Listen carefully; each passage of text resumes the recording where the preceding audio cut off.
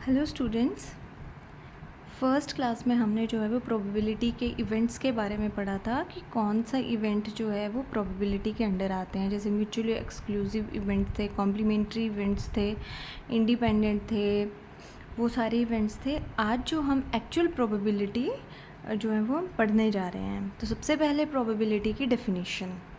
Probability is the study of chance. मैंने कल भी कहा था आपको कि जो हम गेस मारते हैं या चांस किस चीज़ के होने का चांस ज़्यादा है, किस चीज़ के होने का चांस कम है, तभी हमने कहा है कि it is the study of chance.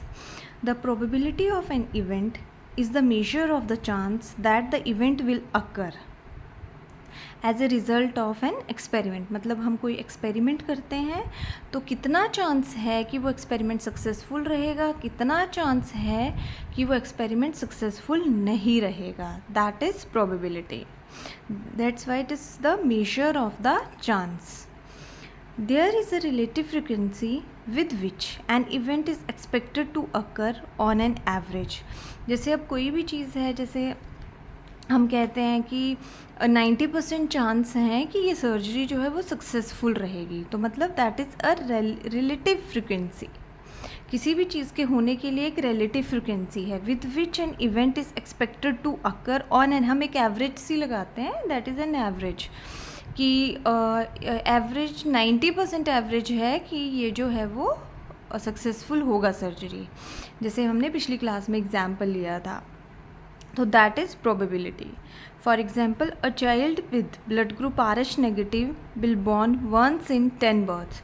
अब किसी हॉस्पिटल में अगर हम सर्वे करते हैं या हम जो है वो डाटा देखते हैं, तो हम उस डाटा को देख के मान लो आगे कोई 10 बर्थ्स होने वाली हैं, तो हम उसमें प्रोबेबिलिटी रखेंगे कि हो सकता है, प्रोबेबिलिटी है कि अगली जो 10 बर्थ्स होंगी या 10 बच्चे अगले पैदा होंगे, उसमें प्रोबेबिलिटी है कि एक बच्चा जो है वो ब्लड ग्रुप RH नेगेटिव का हो सकता है। तो दैट इज़ प्रोबेबिलिटी, मतलब चांस प्रोबेबिलिटी।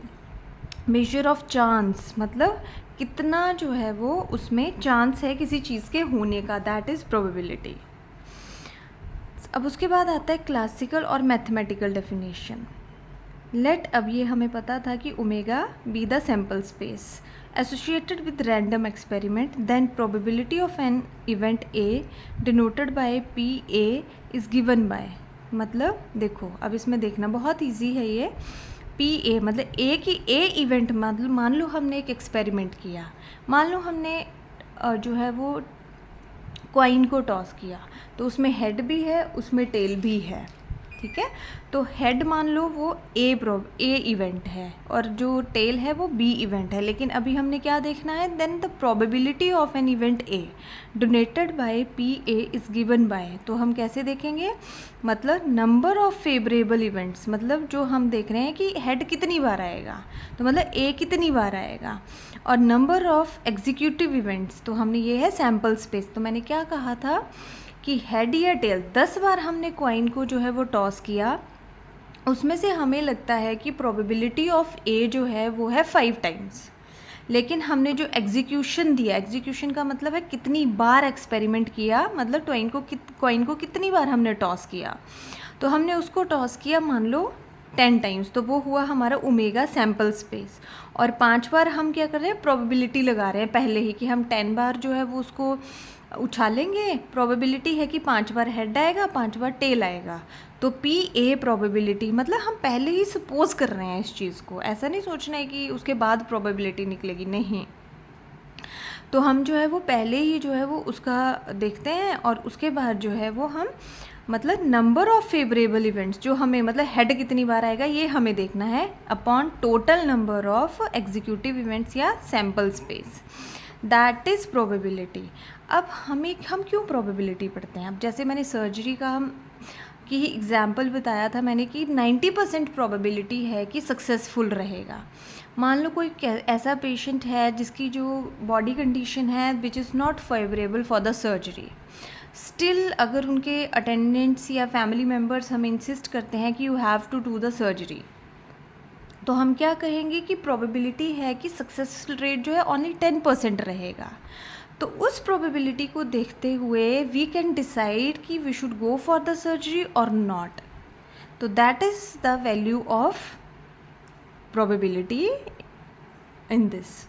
इवन अगर हम कोई एक्सपेरिमेंट करते हैं, कोई ड्रग हम इन्वेंट करना चाहते हैं, लेकिन हमें पता है कि इसकी probability of success is very low, तो हम क्यों उस एक्सपेरिमेंट को करेंगे? That is probability. तो मतलब अब हमें चाहिए हेड, लेकिन हमें पता है कि हम कॉइन जो है टॉस करेंगे तो प्रोबेबिलिटी 5-5 रहेगी। तो हो सकता है कि हमें पहले से प्री रिक्वेसाइट हो कि पहले हमारा जो ब्रेन है हमें पता हो कि 50-50% जो है वो रिज़ल्ट रह सकता है। That is probability. अब इसमें प्रॉपर्टीज़ क्या है इसकी प्रोबेबिलिटी की? देन प्रॉपर्टीज़ में सबसे पहले आता है सिंबल। सिंबलाइज हम कैसे करते हैं? पी से सिंबलाइज करते हैं।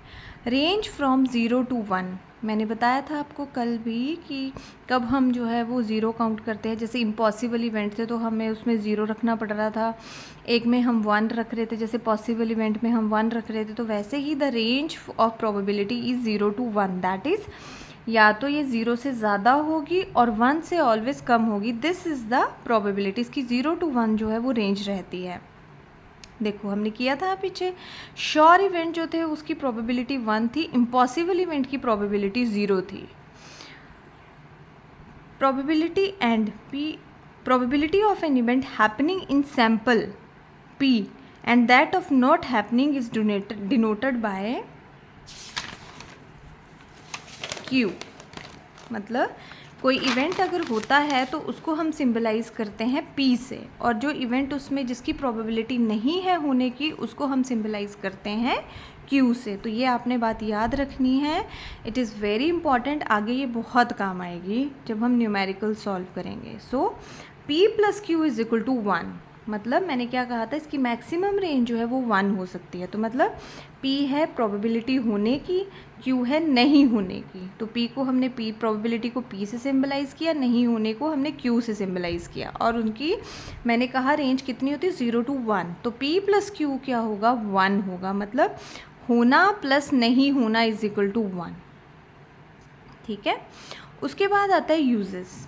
To estimate the error in sampling, मतलब हम कोई सैम्पल ले रहे हैं, उसमें अगर हम, मैंने कहा था कि अगर हम छोटा सैम्पल लेते हैं तो उसमें एरर के चांसेस जो हैं हमारे पास ज़्यादा रहते हैं।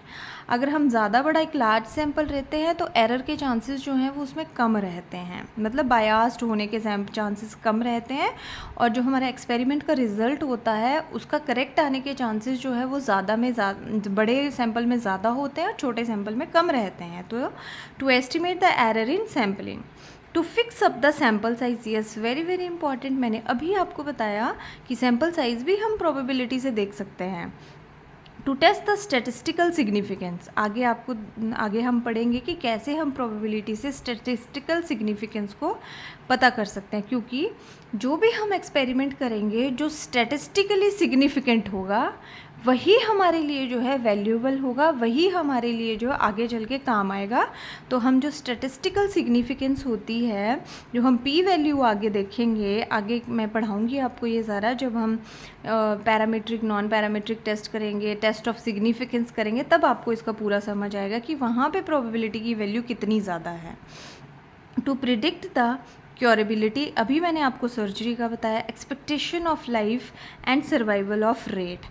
अब फॉर एग्ज़ाम्पल हम हमेशा पेशेंट को प्रोग्नोसिस बताते हैं, दैट इज़ वेरी इम्पॉर्टेंट कि हमें पहले ही पेशेंट को जो है वो, जब भी हम कोई ऐसी डिज़ीज़ को क्योर करते हैं जिसमें जो है वो ख़तरा है पेशेंट को, तो हम क्या कहते हैं, हम ये कहते हैं कि it's prognosis is very good, it's prognosis is very poor. तो वो हम उसको प्रोबेबिलिटी बताते हैं। जैसे हम बताते हैं अगर किसी को स्टेज 4 कैंसर है तो हम कहते हैं कि इसके बचने के 20% चांसेस हैं।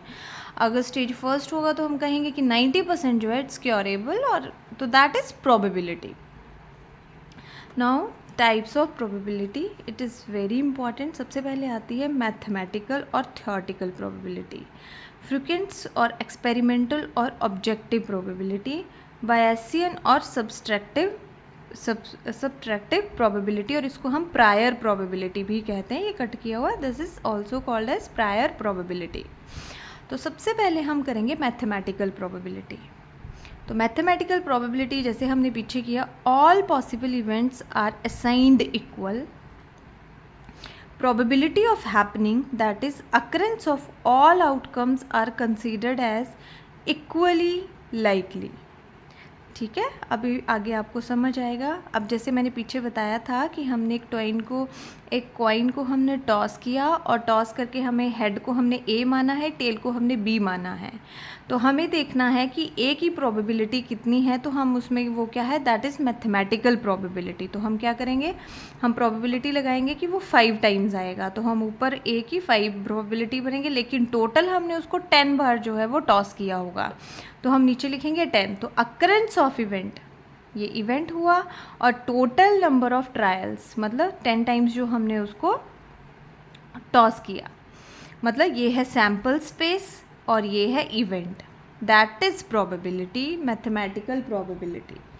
अब for example drawing a tails when tossing the coin the probability is 50%। जैसे मैं आपको हेड के कंटेक्स्ट में बता रही हूँ, यहाँ पे जो एग्जांपल दिया है वो टेल के कंटेक्स्ट में है कि 50% चांसेस है कि 5 बार जो है वो टेल आएगा और 50% चांसेस है कि 5 बार जो है वो हेड आएंगे।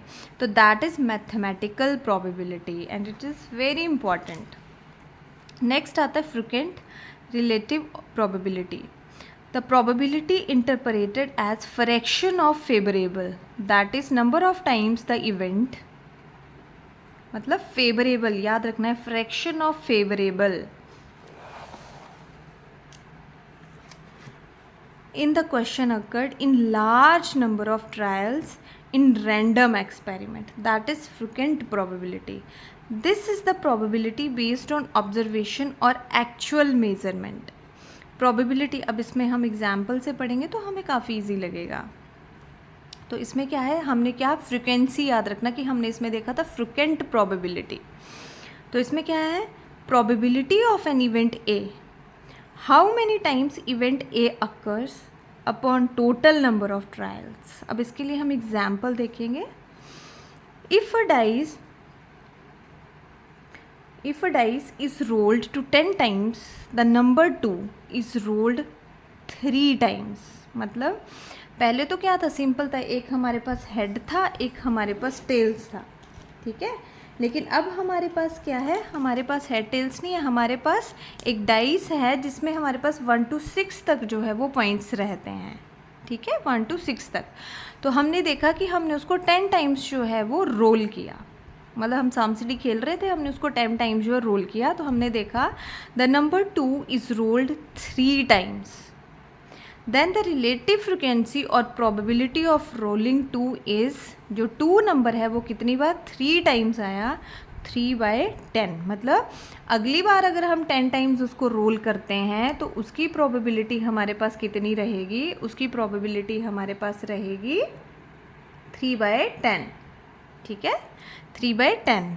तो उसमें क्या था, सीधा हेड और टेल था, उसको हमने देखा और हमने देख लिया कि हेड इतनी बार आया, टेल इतनी बार। इसमें हमारे पास 1 से 6 तक जो है वो नंबर्स हैं, उसमें हमने देखा 10 टाइम्स करके कि 2 जो है वो 3 बार आ रहा है, तो उसकी प्रोबेबिलिटी, मतलब एक जगह कोई सांप-सीढ़ी खेल रहा है, उसने जो है 2 वो 10 टाइम्स उछाला, उसने देखा कि 2 जो है वो 3 टाइम्स आया, तो इसका मतलब ये है कि 2 की प्रोबेबिलिटी जो है वो कितनी हुई, 10 में से 3/10, दैट इज़ फ्रीक्वेंट प्रोबेबिलिटी और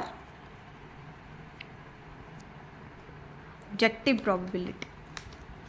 उसके बाद last is Bayesian probability and it is very important to understand. इसको हम और क्या कहते हैं, सब्जेक्टिव। अब ये चीज़ आपको जो है समझने में इजी रखेगी।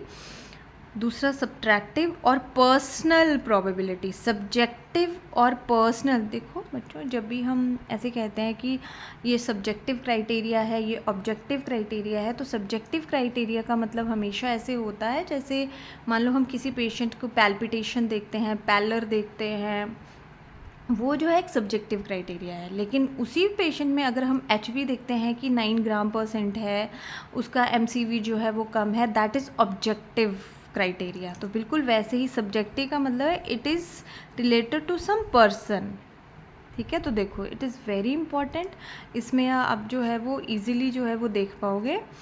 probability of events that only consider the output of trial but also consider, अब पीछे नहीं था ऐसा कुछ भी, also consider investigator belief about probability, very very important. Probability even before trial starts, that is prior probability. तभी इसका नाम हमने दिया है prior, very very important. तभी हम इसको कह रहे हैं subjective probability और personal probability. अब for example, मान लो हम कोई एक्सपेरिमेंट करते हैं और हम जो है उस एक्सपेरिमेंट को पहले हमने एक ग्रुप पे 100 पेशेंट पे हमने उसको ट्रायल कर लिया, तो हमें उसका जो है, मान लो हम कोई डायबिटीज़ की कोई ड्रग को ट्रायल करते हैं, तो हमें पता है कि ये पर्टिकुलर ड्रग जो है इसने 100 पेशेंट्स में से 70 पेशेंट पे जो है हमें पॉजिटिव रिजल्ट्स मिला था। फिर हम उसको जो है वो ट्रायल करने जाते हैं, तो हमारे माइंड में एक प्रोबेबिलिटी रहेगी कि अगले 1000 पेशेंट्स पे जब हम इसको ट्रायल करेंगे तो प्रोबेबिलिटी है कि 700-800 पेशेंट्स में जो है हमें पॉजिटिव रिजल्ट्स मिलेगा। तो दैट इज़ प्रायर प्रोबेबिलिटी। मतलब इसमें जो भी उस एक्सपेरिमेंट को करता है सब्जेक्टिवली या पर्सनली, चाहे वो उसका एक्सपीरियंस है, चाहे वो बायास्ड है उसके लिए, कोई किसी भी तरह का जो है वो उसमें अगर एक पर्सनल जो है वो बिलीफ ऐड होता है तो उसको हम कहते हैं बायस इन प्रोबेबिलिटी। तो ये बहुत इजी है, बिल्कुल भी कंफ्यूज नहीं होना है। अब फॉर एग्जांपल कि हम बार बार एक टॉस करी जा रहे हैं, कर रहा है, एक पर्सन टॉस कर रहा है, उसको 9 टाइम्स जो है वो हेड्स आता है और 1 टाइम जो है वो उसको टेल आता है। तो 10 टाइम्स अगर वो एक फिर करेगा तो एक पर्सन का बिलीफ रहेगा कि हो सकता है कि ये फिर से टॉस करे तो 9 तो नहीं 8 टाइम्स जो है वो इसका जो है वो हेड ही आएगा। तो जो ए की वैल्यू है वो 8 भी भर सकता है। That is prior probability, subjective probability, subtractive probability और personal probability. And it is very easy and important to understand. Thus the prior belief differ according to the different investigators. बिल्कुल, जो भी इन्वेस्टिगेटर होगा उसका जो प्रायर बिलीफ होगा वो personal होगा उसका। हो सकता है किसी का बिलीफ नेक्स्ट टाइम पे ये जाए कि नहीं 5 बार ही हेड्स आएंगे, 8 टाइम्स नहीं आएंगे, तो दैट इज़ सब्जेक्टिव प्रोबेबिलिटी। अब हम इसमें करते कैसे हैं, इसका क्या फार्मूला रहता है, इसमें हम देखते हैं एक हाइपोथेसिस बनाता है पेशेंट। हाइपोथेसिस क्या होता है, हाइपोथेसिस आपको आगे भी हम पढ़ेंगे और थोड़ा सा आपको पता भी होना चाहिए। और आपको पहले भी साइंस में आपने पढ़ा होगा कि हाइपोथेसिस वो होता है जिसमें हमारे पास अभी फैक्ट्स नहीं होते, हम ओल्ड फैक्ट्स को देख के एक जो है वो हाइपोथेसिस तैयार करते हैं, जिसको हम अभी प्रिंसिपल नहीं बोल सकते, जिसको हम ये नहीं कह सकते कि नहीं ऐसा ही होगा या ऐसा ही होता है। एक एक्सपीरियंस के बेस्ड पे हम एक स्टेटमेंट देते हैं, दैट इज़ हाइपोथेसिस। ठीक है। और डाटा मतलब जो टोटल डाटा हम कलेक्ट करेंगे, तो इसमें हम कैसे करेंगे, देखो इसका फॉर्मूला रहता है P data upon hypothesis into P hypothesis upon P data. तो देखो अब इसको अगर हम सिंपल ए और बी लेटर से समझे तो पी ए अपॉन बी, ए को हमने हाइपोथेसिस लिए जो हमने माना है, बी जो है वो हमारे पास डाटा है और ए एंड बी जो है हमारे पास इवेंट्स हैं। ठीक है, ए एंड बी जो है हमारे पास इवेंट्स हैं।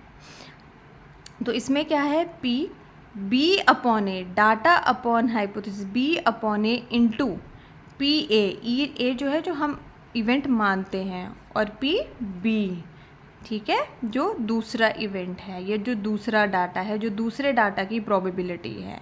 ठीक है, इसको हमने टर्म्स दिए हाइपोथेसिस और डाटा। और अगर आपको ए और बी के अकॉर्डिंग समझना है, it is very easy, A upon B P, B upon A into P A upon P B, that is, it is very easy. आपको सिंपल थोड़े बहुत फार्मूला ये याद करने हैं, लेकिन बायसियन अगर आपको वर्ड वाइज देखें तो आपको बिल्कुल समझ आ गया होगा। और ऑब्वियस ही बात है, अगर हम अपना प्रायर कोई गेस बहुत स्ट्रांगली बिलीव करके एक्सपेरिमेंट के बेसिस में उसमें ऐड भी करते हैं तो that is hypothesis, that is hypothesis. जो सिर्फ एक्सपेरिमेंट के बेस पे है, हमारे पास कोई इम्पॉर्टेंट जो है वो या एक हमारे पास एक एग्जैक्ट टूल नहीं है कि नहीं जी ऐसा ही होगा, ऐसा बिल्कुल भी नहीं है। उसमें हमने जो है प्रायर उसके बेस पे हमने जो है इन्वेस्टिगेटर ने एक बिलीफ शो किया है कि ऐसा हो सकता है, दैट इज़ बायसियन प्रोबेबिलिटी। इस क्लास के लिए इतना ही, थैंक यू सो मच।